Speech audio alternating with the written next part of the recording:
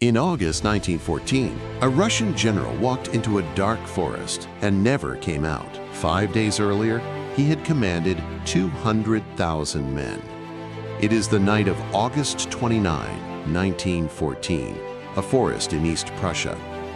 General Alexander Samsonov stumbles through the darkness, branches clawing at his uniform, his breath coming in ragged gasps. Behind him, the distant thunder of artillery. Ahead, nothing but trees and shadow. His army is gone. Nearly 100,000 men trapped in a German cauldron. The roads of escape sealed. The survivors surrendering in long columns that stretch for miles. He murmurs to himself over and over the same words. The Tsar trusted me. How can I face him after such a disaster? A few minutes later, a single gunshot echoes through the trees. How had it come to this? How had one of the largest armies ever assembled walked into a trap from which there was no escape? The answer lay in a railway station meeting at 3 in the morning, in messages broadcast for anyone to hear, and in a grudge that began 9 years earlier on a distant battlefield in Manchuria. In the summer of 1914, the German Empire faced a nightmare of its own making. The war plan that governed everything, the strategy upon which the entire nation had staked its survival, rested on a single, fatal assumption. Russia would be slow. The plan bore the name of its architect, Count Alfred von Schlieffen, former chief of the German General Staff. He had designed it to solve an impossible problem.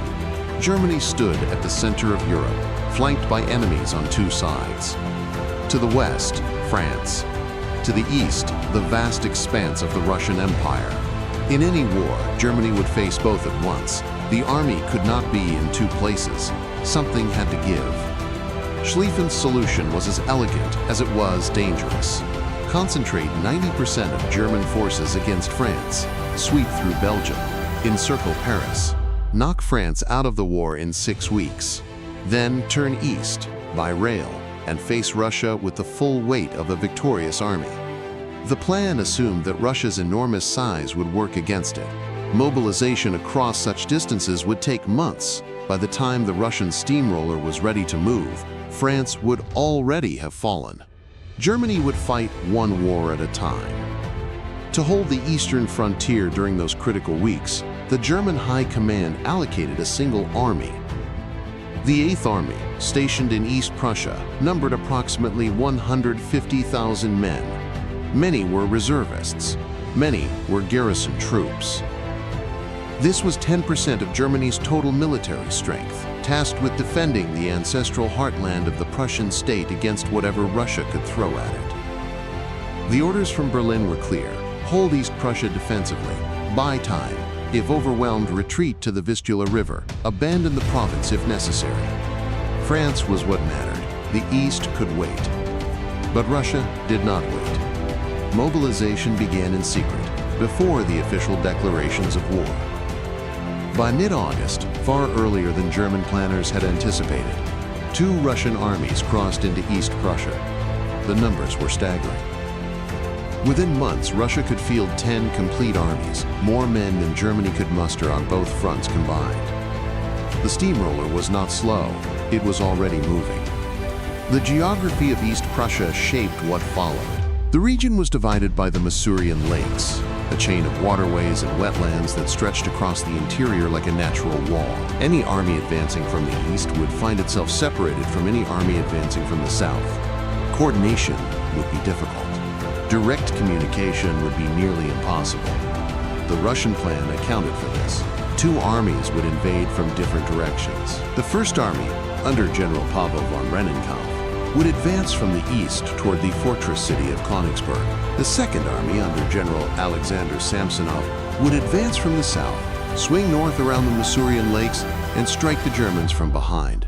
If the timing held, the 2 armies would link up and trap the German 8th Army between them. Encirclement, annihilation, the end of German resistance in the east. The plan required coordination. It required trust. It required 2 commanders who could work together across 80 miles of difficult terrain with limited communications. The Russian High Command selected Rennenkampf and Samsonov. Pavel von Rennenkampf was 60 years old, a Baltic German by heritage, a cavalry officer of the old school. He had served in the Boxer Rebellion and the Russo-Japanese War. His record was mixed. The Times correspondent who observed him in Korea called him a poor leader of men. But he had seniority, experience, and the confidence of his superiors. Alexander Samsonov was 54, also a cavalryman, a veteran of the Russo-Turkish War and the war against Japan. Before the outbreak of hostilities, he had served as Governor-General of Turkestan, far from the European military establishment, far from the politics of the High Command. He was recalled to lead the Second Army in its invasion of German territory. The two men had served together before, during the Russo-Japanese War, at the Battle of Mukden in 1905. Something had happened between them. The details remain disputed.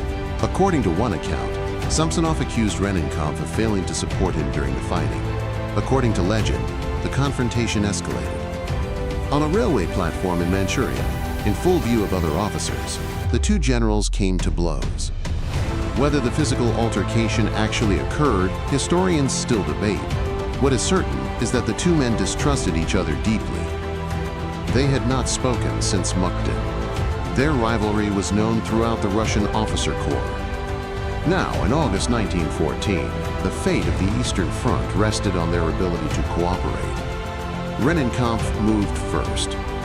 On August 15, his First Army crossed the eastern border of East Prussia and began its advance toward Königsberg. 2 days later, at the town of Staloponen, his forces encountered the first German resistance. General Hermann von Francois, commanding the German First Corps, attacked without waiting for orders. It was a minor engagement, but Francois inflicted 5,000 casualties and captured 3,000 prisoners before withdrawing.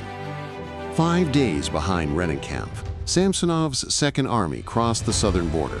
The gap between the armies was already dangerous. 80 miles of forest, swamp, and lake separated them.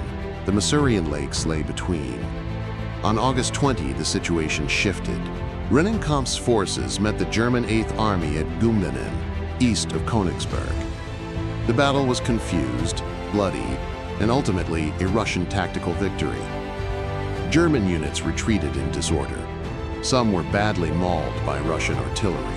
The commander of the 8th Army, General Maximilian von Prittwitz, watched the defeat unfold with growing alarm.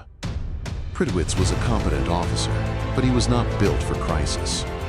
The sight of German soldiers streaming to the rear in disarray, the reports of heavy casualties, the knowledge that Samsonov's Second Army was advancing from the south, all of it combined to break his nerve. He saw encirclement, he saw disaster, he saw the destruction of everything he had been ordered to protect.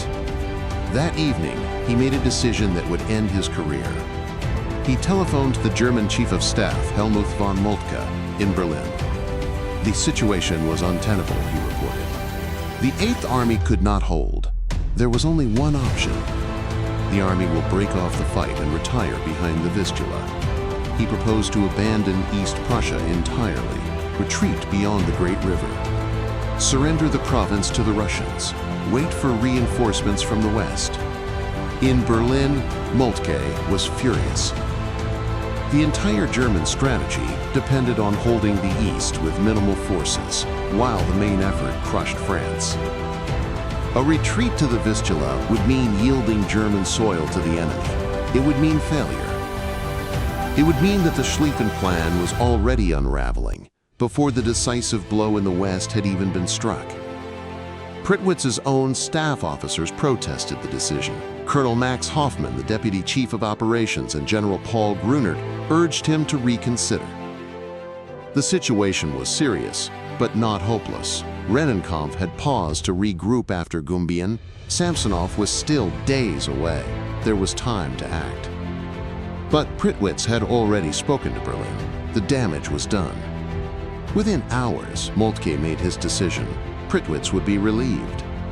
A new commander would be sent to East Prussia, someone with steadier nerves, someone who would not panic. The question was who? The telegram arrived in Hanover on the evening of August 22.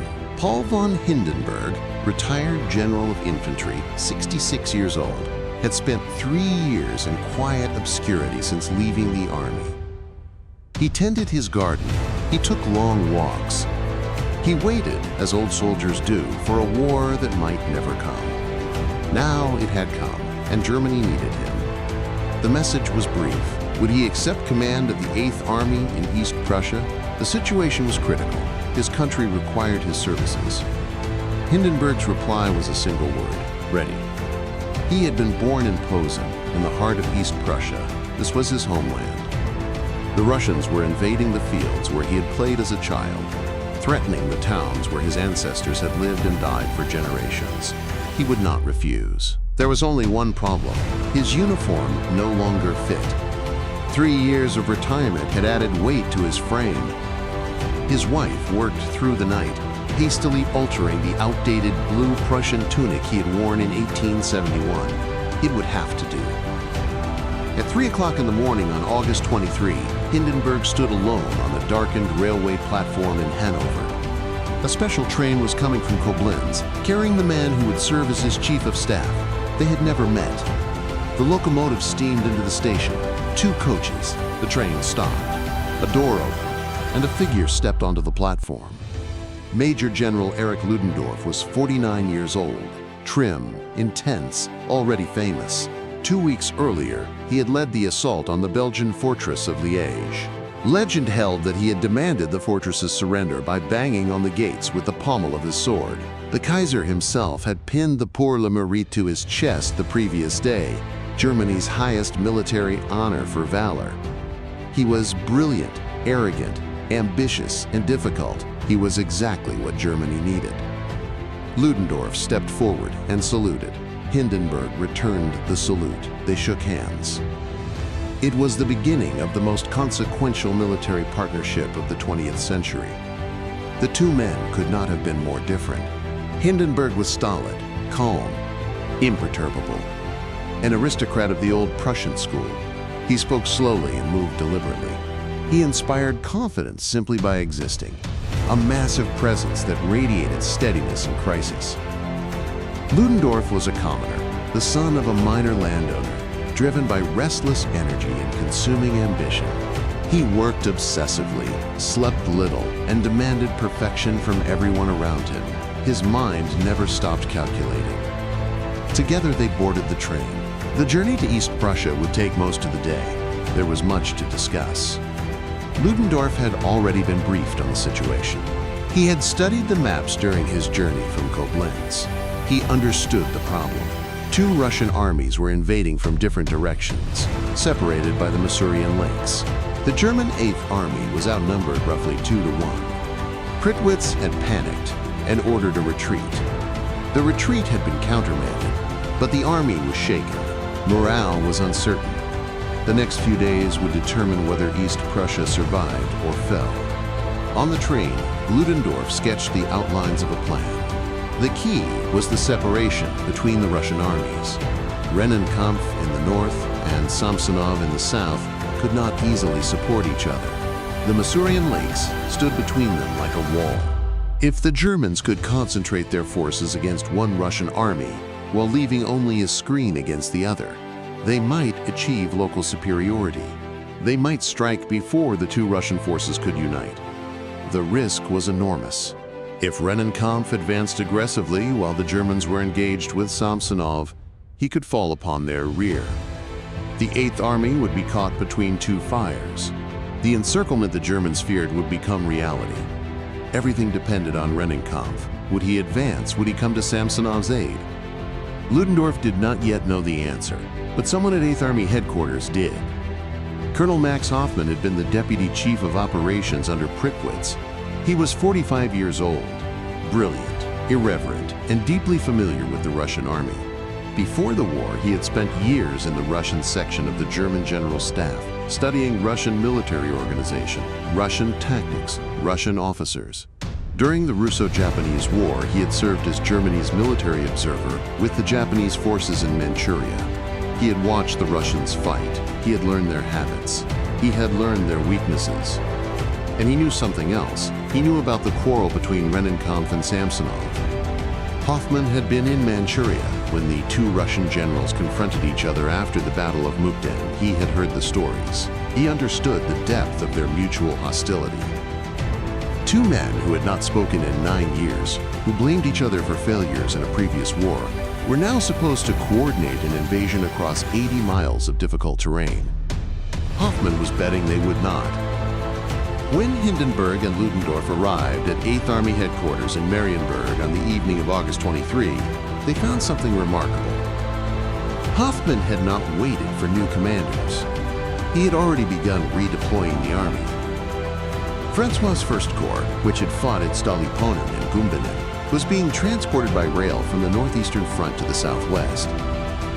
Mackinson's 17th Corps was preparing to move. The concentration against Samsonov's Second Army was already underway. Ludendorff reviewed Hoffman's dispositions. They matched almost exactly what he had been planning on the train. He approved them immediately. Hindenburg concurred. The operation would proceed. But the greatest intelligence breakthrough was yet to come. On August 24 and 25, German radio operators intercepted Russian wireless transmissions. What they heard was almost unbelievable. The messages were unencrypted. The Russians had broadcast their orders in plain text for anyone with a receiver to hear. The first intercept came from Rennenkampf's headquarters. It revealed the distance between the two Russian armies. It detailed the First Army's marching plans for the coming days. And it showed unmistakably that Rennenkampf intended to continue his advance toward Königsberg, away from Samsonov. He was not going to help. The second intercept came from Samsonov himself. The Second Army had engaged German forces the previous day at Orlau-Frankenau. Samsonov believed he had fought a retreating enemy. He was convinced the Germans were withdrawing toward Tannenberg and beyond. His message detailed his planned route of pursuit. He was walking deeper into German territory, unaware that the trap was closing around him. Hoffman brought the intercepts to Ludendorff and Hindenburg. Here was confirmation of everything they had hoped. Rennenkampf would not march south. Samsonov believed he was chasing a beaten foe. The Germans could concentrate their entire strength against the Second Army without fear of interference from the First. Ludendorff was skeptical. What commander would be stupid enough to transmit orders without encryption? The messages might be a deception, an elaborate trap designed to lure the Germans into overcommitting against Samsonov, while Rennenkampf struck from behind. Hoffman insisted they were genuine. He knew the Russians. He had watched them operate in Manchuria. Their carelessness with communications was legendary. Their officers assumed the Germans would not have Russian translators. They were wrong. The debate continued through the night. In the end, Hindenburg settled the matter. They would trust the intelligence. They would stake everything on the intercepts being real. The orders went out. Leave only a single cavalry division facing Rennenkampf's entire First Army. Move everything else south. Francois would strike Samsonov's left flank from the southwest. Mackinson and below would strike the right flank from the northeast. Schulz's 20th Corps would hold the center. The German 8th Army would attempt a double envelopment, pincers closing from both sides, trapping Samsonov's forces in a pocket from which there would be no escape. If Rennenkampf turned south, if he abandoned his march on Königsberg and came to Samsonov's aid, the German rear would be exposed. The gamble would fail. The 8th Army would be destroyed. But Hoffman was betting on the grudge from Mukden. 9 years of silence between two proud men. Rennenkampf would not hurry to rescue a rival he despised. On August 25, Hindenburg and Ludendorff drove along the German lines, inspecting positions, meeting with corps commanders. The roads were clogged with refugees, East Prussian civilians fleeing the Russian advance. Columns of smoke rose from burning villages in the distance. This was Hindenburg's homeland, and it was being destroyed. Along the way, they passed through a small village called Tannenberg. Hoffman noted the name. Ludendorff noted it too. 500 years earlier, in 1410, the Teutonic Knights had been defeated on this ground by Polish and Lithuanian forces. An ancestor of Hindenburg's had fallen in that battle. The defeat had haunted German memory for centuries.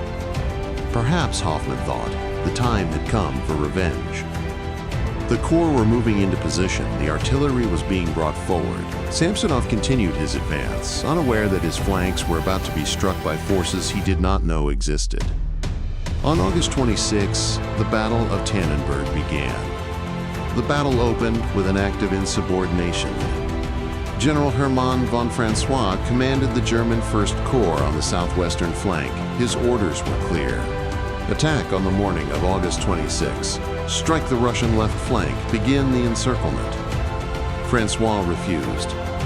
His artillery had not yet arrived. The guns were still being transported by rail from the northeastern front where they had fought at Gumbinnen. Without artillery support, Francois argued, an infantry assault against prepared positions would be suicide. He would not send his men forward to be slaughtered. Ludendorff was furious. He drove to Francois's headquarters and confronted him directly. The attack must proceed as ordered. The entire operation depended on timing.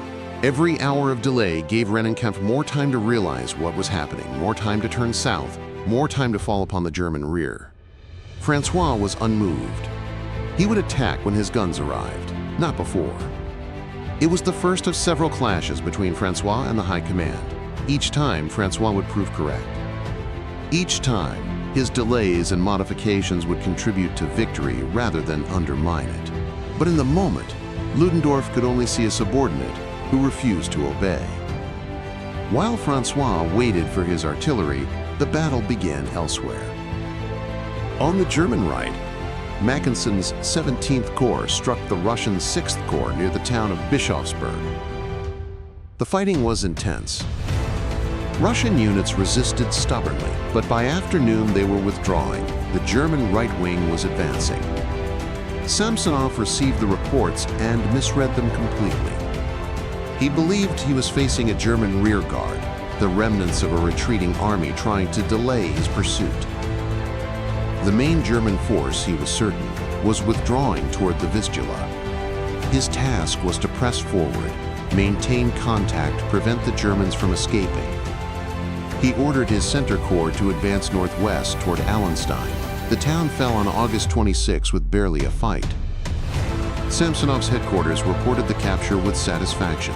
The pursuit was succeeding. The Germans were running. They were not running. They were encircling. On August 27, Francois's artillery finally arrived. The guns were positioned during the night. At dawn, they opened fire on the Russian First Corps, holding the southern end of Samsonov's line. The bombardment was devastating. Russian positions that had seemed secure were torn apart by high explosive shells. Infantry assaults followed the barrage. By midday, the Russian First Corps was in full retreat, streaming eastward in disorder. Francois's men pushed forward, cutting roads, seizing crossings, blocking the routes that Samsonov's army would need if it tried to escape to the south. That same day, Samsonov made a fateful decision. Reports from his flanks were troubling. Both the First Corps on the left and the 6th Corps on the right were under heavy pressure. His center, the 13th and 15th Corps, had advanced far beyond the flanks. The army's formation was beginning to resemble a bulge, a salient pushing deep into German territory with exposed sides. Samsonov ordered his Center Corps to abandon Allenstein and concentrate near the village of Tannenberg. He was pulling back, trying to straighten his line, trying to bring his scattered forces together. But in doing so, he was gathering his army into exactly the pocket the Germans intended to create. The trap was forming. Samsonov was walking into it. On the night of August 27, Samsonov sent urgent messages to Rennenkampf. The situation was becoming critical. German forces were pressing both flanks. He needed support.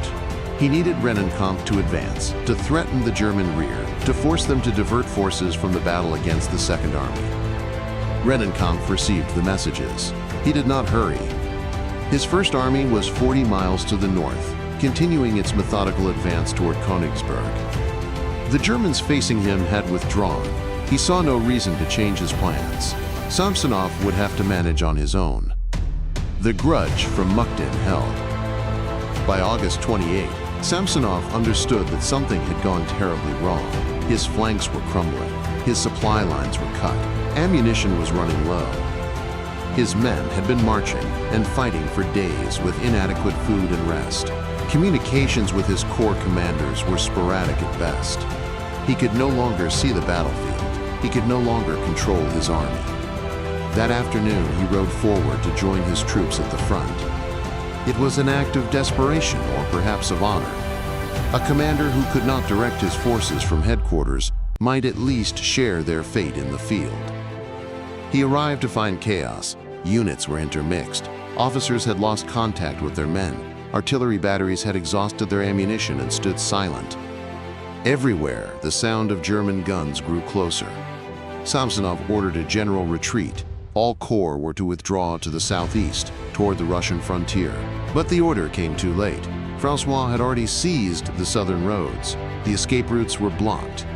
On August 29, the encirclement became complete. German patrols from Francois's 1st Corps, advancing from the southwest, made contact with patrols from Mackensen's 17th Corps, advancing from the northeast. They met near the village of Willenberg, on the road that led to the Russian border. The ring was closed. Nearly 100,000 Russian soldiers were trapped inside. What followed was a cauldron. German artillery ringed the pocket, pouring fire into the packed masses of men and horses. Russian units that tried to break out were thrown back by infantry and machine gun fire. The forests around Frogenau became a killing ground. Shells burst among the trees, showering fragments into columns of soldiers who had nowhere to hide. Surrender came in waves. First dozens, then hundreds, then thousands of Russian soldiers emerged from the forests with their hands raised. They were hungry, exhausted, defeated. Many had not eaten in days. Many had fired their last rounds hours earlier. They marched into captivity in long gray columns that stretched for miles along the dusty roads. From a hilltop near Frogenau, Hindenburg and Ludendorff watched the destruction of an army. Staff officers brought reports every few minutes. 3,000 prisoners taken here, 5,000 there, a general captured, a regimental standard seized. The numbers mounted through the day. Samsonov was not among the prisoners. On the night of August 29, the Russian commander attempted to escape. He rode east with a small party of staff officers, hoping to find a gap in the German lines, hoping to reach Russian territory and somehow rebuild his shattered forces. The roads were blocked. The party abandoned their horses and continued on foot through the forest. Samsonov was 54 years old, overweight and asthmatic. The march through the darkness exhausted him. He fell behind his companions. He stopped to rest, then stopped again. The distant rumble of artillery never ceased. Sometime after midnight, he told his staff to continue without him. They protested. He insisted. A commander who had lost his army had no right to save himself while his men died or surrendered. The Tsar had trusted him with 200,000 soldiers. He had led them to destruction. He wandered into the forest alone. At approximately 1 o'clock in the morning on August 30, a single gunshot echoed through the trees. His body was found the following day by German soldiers. He had shot himself through the heart. The Germans buried him with military honors near the church at Willenberg. His sword was sent to his widow. His body would be returned to Russia 2 years later, through the offices of the Red Cross.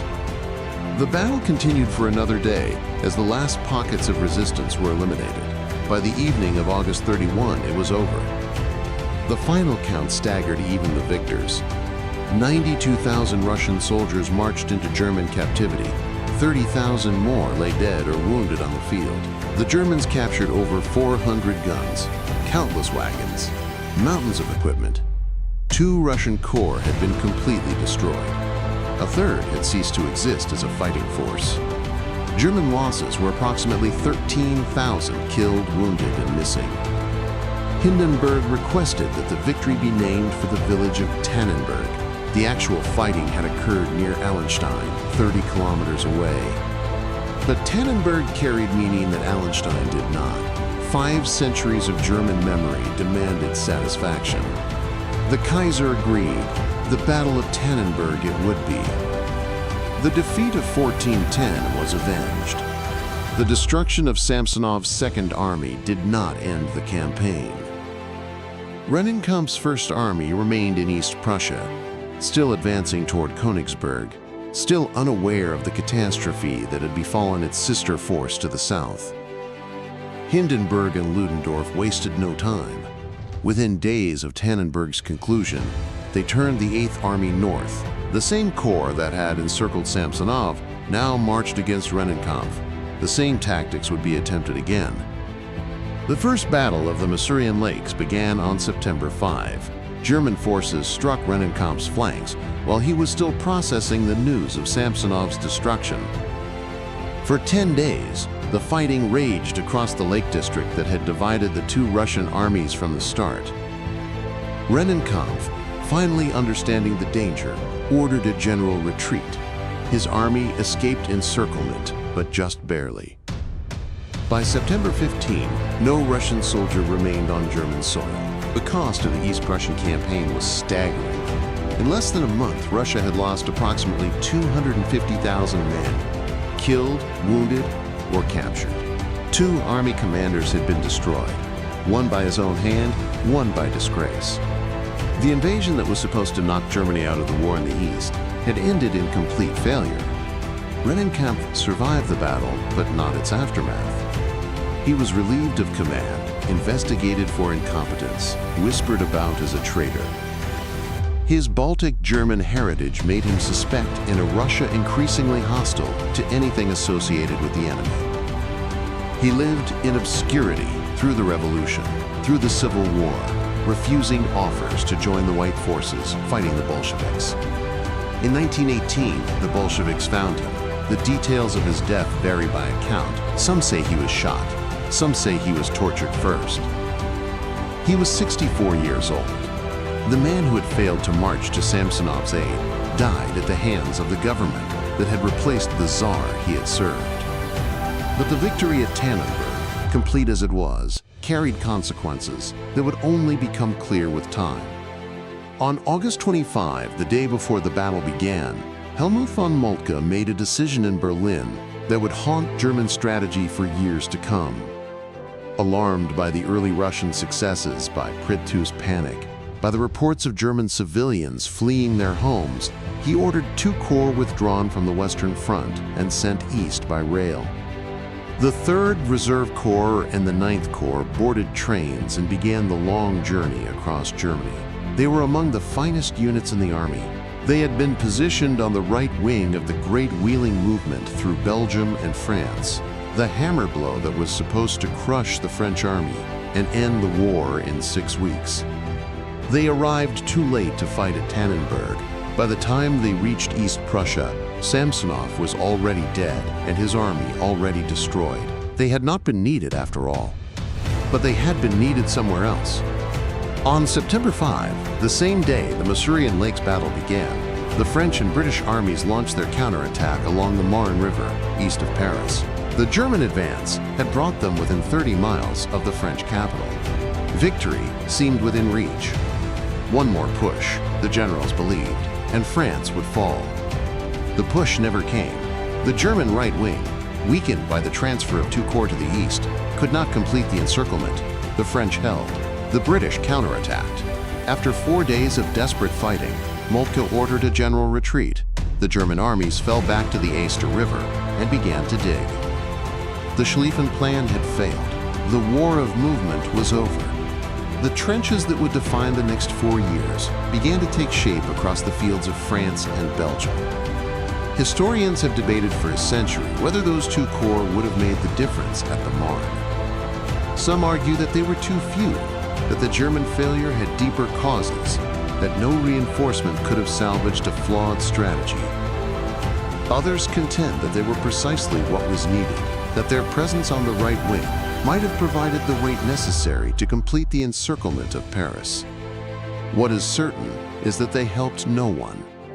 Sent east in panic, arriving after the crisis had passed, absent from the decisive battle in the West, they represented the strategic cost of Tannenberg. Germany won a battle where victory was not expected and may have lost a battle where victory was essential. One Russian historian captured the paradox precisely. The invasion of East Prussia was a tactical catastrophe and a strategic success. By drawing German forces from the west, by forcing Moltke to weaken his right wing at the critical moment, Russia fulfilled its obligation to France. The alliance held. The war continued. Grand Duke Nicholas, commander of all Russian forces, received the news of Samsonov's destruction with grim composure. Asked about the sacrifice, he reportedly replied that it was an honor to make such a sacrifice for Russia's allies. 250,000 men, in honor. For Germany, Tannenberg created something more enduring than a military victory.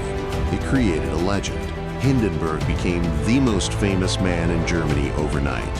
His stolid face appeared on postcards, posters, recruiting materials. Monuments were erected in his honor. Children were taught to revere him as the savior of East Prussia. He embodied everything Germans wanted to believe about themselves: steadfastness, calm, strength in crisis.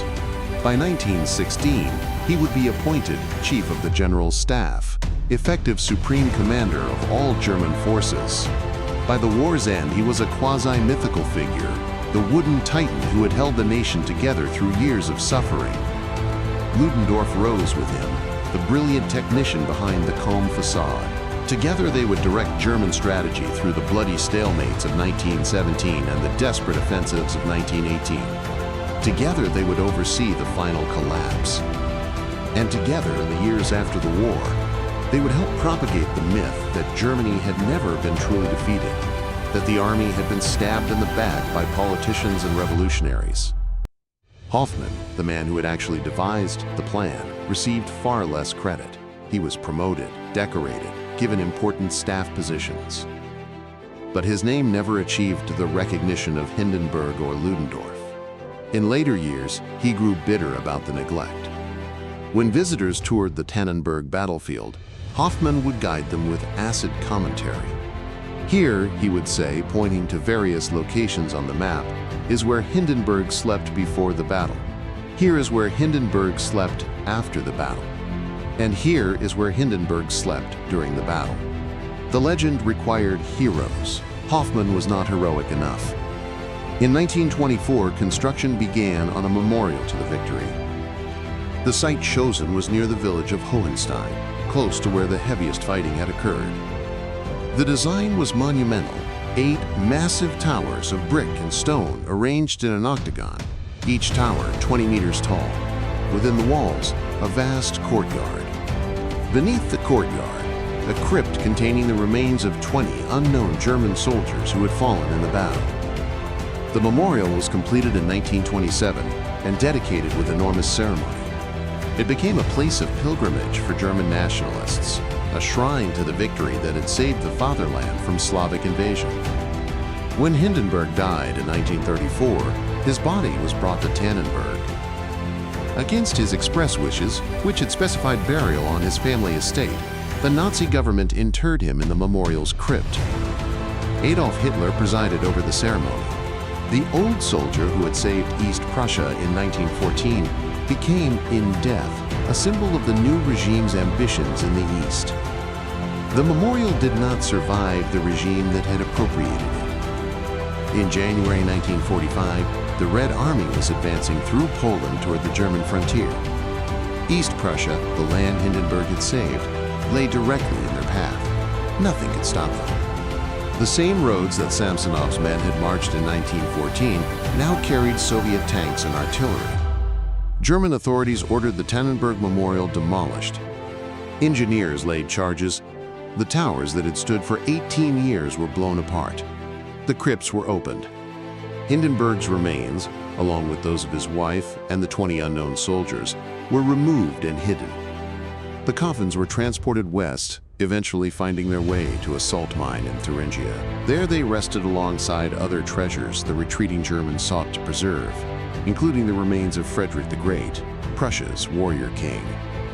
American soldiers discovered the mine in April 1945. The coffins were identified and eventually reinterred. Hindenburg and his wife were buried at the Elizabeth Church in Marburg in 1946, far from East Prussia, far from the battlefield that had made his name. The ruins of the memorial remain.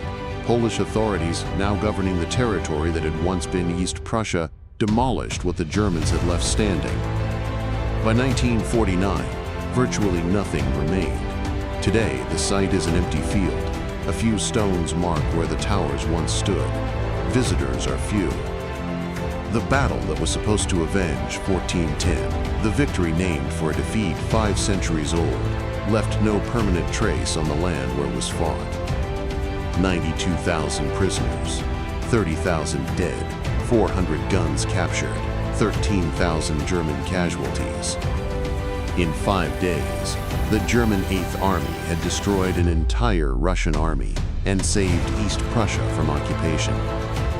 No Russian soldier would set foot on German soil again until 1945. Tannenberg was the greatest German tactical victory of the First World War. It made Hindenburg a legend. It made Ludendorff indispensable. It avenged a defeat 5 centuries old. And it may have cost Germany the war. The corps sent east arrived too late to help. The corps absent from the Marne could not be recalled. The trenches that followed stretched from Switzerland to the sea. 4 years, 10 million dead, an empire destroyed. The Germans named their victory for revenge. They got it, but 30 years later the Red Army returned, and there was no Tannenberg to stop them. Today, the memorial is an empty field. The towers are gone. The crypts are empty. Only Samsonov remains, walking into the forest, not coming back.